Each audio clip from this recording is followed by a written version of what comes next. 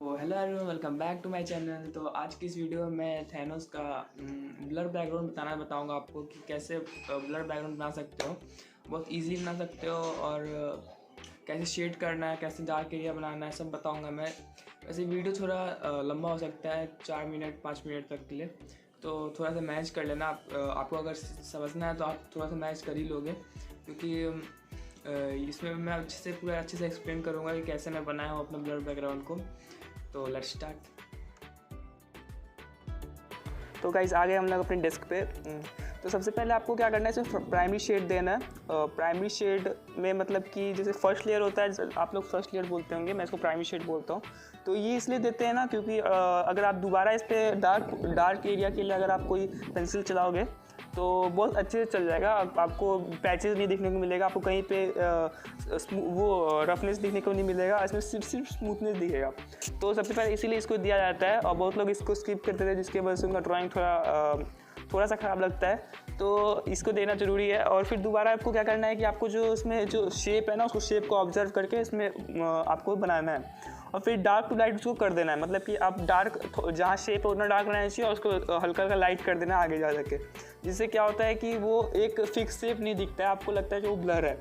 Fix shape नहीं दिएगा तो लगेगा वो ब्लर है, इसीलिए उसको डार्क टू लाइट करते हैं। डार्क का मतलब कि आप वो चीज़ जो है ना वो दूर है थोड़ा, और लाइट मतलब थोड़ा आगे है, जिससे वो उससे मतलब पता चलता है। बस इतना पता चलता है, दूर और आगे जो वो चीज़ पता चलता है आपको ब्लर बैकग्राउंड में, इतना नहीं पता चलता है कि वो चीज़ एक्चुअली है क्या।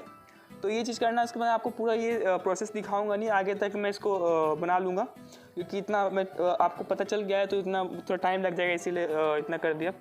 तो उसके बाद आपको क्या करना है कि इसको आप और डार्क करना होगा, क्योंकि आप फेस को अगर शेड करोगे ना थानोस के, तो वो दोनों मिक्स हो जाएगा, आपको फिर अच्छा नहीं लगेगा।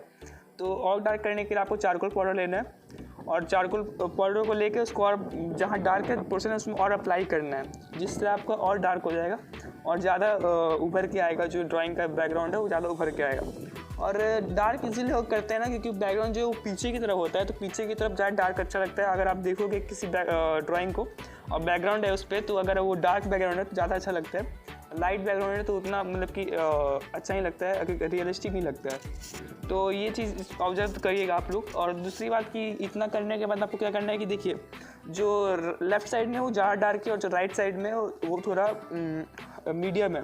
तो उसको मैं क्या करूँगा, जो लेफ़्ट साइड वाले को थोड़ा डार्क कर दिया, उसके बाद धीरे धीरे करके मैं उसको और ज़्यादा लाइट करते जाऊँगा, जिससे क्या होगा कि वो है ना डार्क टू लाइट हो जाएगा और दिखने में भी अच्छा लगेगा।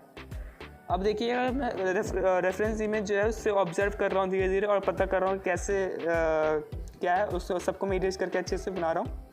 और दूसरी बात कि आपको उसमें एक चीज़ ध्यान रखना पड़ेगा, क्योंकि अगर आप चारकोल यूज़ कर रहे हो ना तो वो मतलब कि फैलता है। तो चारकोल को एकदम अच्छे से यूज़ कीजिएगा, मतलब कि पूरा केयरफुली यूज़ कीजिएगा, कि चारकोल बहुत ज़्यादा फैलता है और आपका ड्राइंग को भी ख़राब कर सकता है। क्योंकि देखिए, फेस पे अगर आपको हाईलाइट भी देना पड़ता है, और फेस पे अगर चारकोल लग गया तो आप बाद में शेड नहीं कर पाओगे ठीक से उसको, और हाईलाइट का जरूरत होगा तो वो भी नहीं दे पाओगे ठीक से।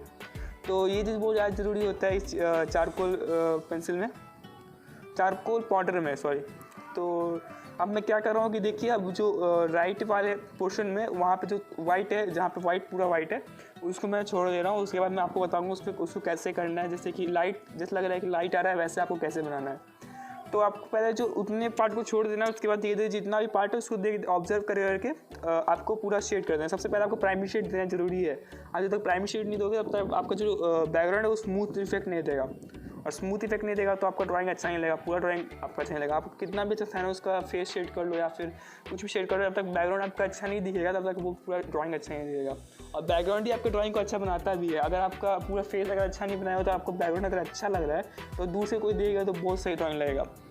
और अब फिर आपको इसलिए प्राइमरी शेड सबसे पहले आपको देना पड़ेगा, वो ज़्यादा जरूरी लगता है मेरे को, क्योंकि और आर्टिस्ट का पता नहीं वो देते हैं कि नहीं। मैं बहुत लोग देखा हूँ तो वो देते ही हैं, तो वो ये ज़्यादा ज़रूरी होता है। उसके बाद आपको ऑब्जर्व करके डार्क पोर्शन को ऑप्ट करना है, क्योंकि जो राइट वाला है ना वो लेफ्ट वाला से थोड़ा हल्का डार्क है। तो ये चीज़ ध्यान रखिएगा, आपको हल्का हल्का देना पड़ेगा, क्योंकि उससे अगर उसकी तरह दे दोगे तो आपका ड्राइंग ठीक लगेगा, कि सेम टू सेम ही दिखेगा। मैं उसके बाद दे रहा हूँ, उसके बाद फिर चारकोल पाउडर इस पर भी अप्लाई कर दे रहा हूँ, क्योंकि चारकोल पाउडर ज़्यादा डार्क नहीं होता है। तो गाइस यही रिजल्ट है। Thanks for watching guys. I hope आपको ये वीडियो पूरा पसंद आया होगा, क्योंकि इसमें मेरे को बहुत मेहनत लगा यार, क्योंकि पूरे रात भर मैं बैठ के इसको बनाया हूँ और इसका रिजल्ट मेरे को सेटिस्फाइंग लग रहा है, क्योंकि बनाया हूँ रात भर बैठ के और उसको टाइम दिया हूँ, पेशेंस रखा हूँ, तो अच्छा आया है रिजल्ट। तो ऐसे इसके अगले एपिसोड में मैं इसका पार्ट 3 लाऊंगा, जिसमें मैं पूरा फेस को शेडिंग करूँगा। और अगर ये एपिसोड आपको पसंद आया होगा तो एक लाइक कर दीजिएगा, क्योंकि लाइक तो बनता है इतने मेहनत के लिए, और एक कमेंट भी कर दीजिएगा, इससे मेरे को मोटिवेशन मिलती है, जिससे मैं आगे और अच्छा बना सकता हूँ। तो आज के लिए इतना ही। Thanks for watching, bye.